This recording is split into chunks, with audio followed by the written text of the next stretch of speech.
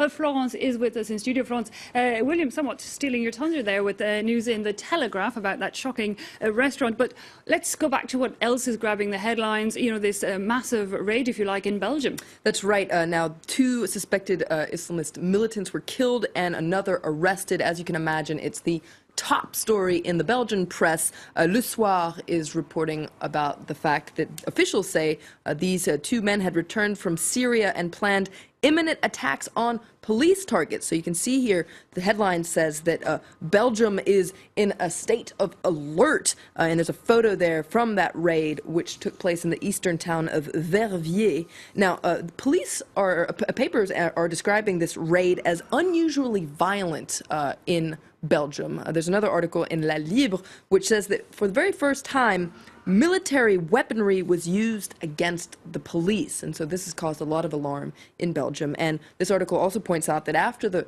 operation, 4 Kalashnikovs, bomb-making equipment, and police clothes were found on the scene. Okay, so the operation has just come to a close a short while ago, but a lot of more details still flowing into it. That's right. There are a lot of reports that are flying around in the Belgian press. I'll just pick out a couple that caught my eye. This is from the Het Laatste News.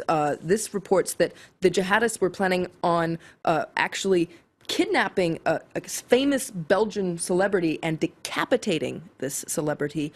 Papers are also reporting that they were planning on hijacking a bus and taking its passengers hostage. So, as you can see, lots of reports, perhaps rumors flying around in the Belgian press. Now, a lot of people in Belgium are saying that this was a Charlie Hebdo-style attack that was thwarted.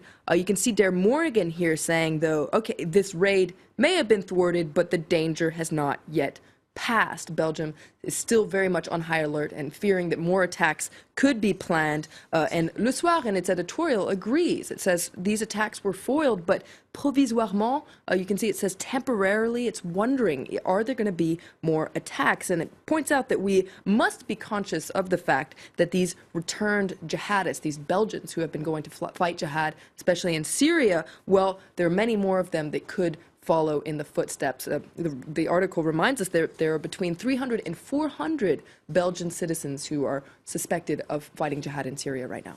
Indeed, it's apparently the highest per capita number of locals who have gone from any country in Europe to go and fight jihad. And indeed, while the raids in Belgium aren't directly linked to what happened in Paris last week, we have seen some cross-border cooperation there with the jihadists. That's right. Now, there was an arms dealer, a Belgian arms dealer, who admitted that that's where the Charlie Hebdo arms came from. And then there was this attack on a Jewish museum in May that left 4 people dead in Brussels. So this has raised a lot of alarm. Slate wonders, why are there so many jihadists in Belgium? What is going on in Belgium, asked the article. About 6% of the country's population is Muslim, and critics say that, much like in France, the Belgian government hasn't really succeeded in integrating its Islamic communities. Now, this article points out that though the situations in France and in Belgium are very similar, there's one major difference in Belgium, according to the article, and that's that radicalization is much more strong.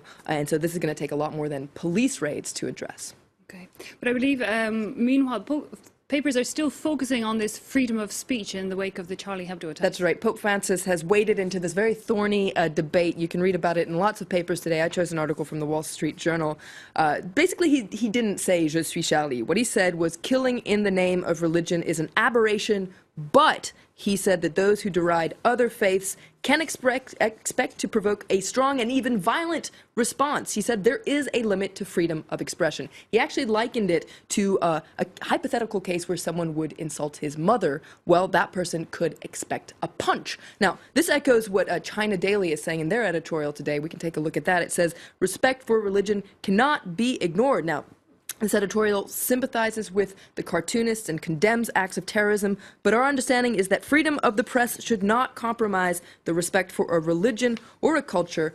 This is interesting coming from the official paper in China. China doesn't have the best track record when it comes to respecting minority religions. No, indeed. Well, Florence, let's try and end on a lighter note, if you like. The nominations for this year's Oscars are out. Some surprises. Some surprises, actually raising some eyebrows, it must be said. I saw some anger in the U.S. media, this is an article in the Daily Beast that sums it up. These are the whitest Oscars since 1998. For the first time in almost 2 decades, no person of color received an acting nomination. There's a similar article in the Washington Post today. It says the 2015 Oscar nominations show a lack of diversity in a year when the films didn't. Lots of papers are focusing on one snub in particular, and that is the film Selma.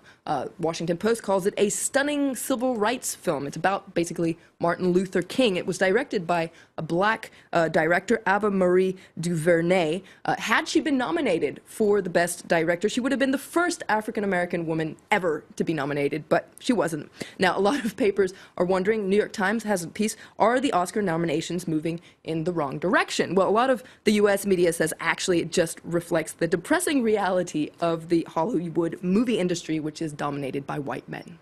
Okay, for Hans Film Notes, we definitely want to chew on over the weekend. Thanks indeed with the International Press Review.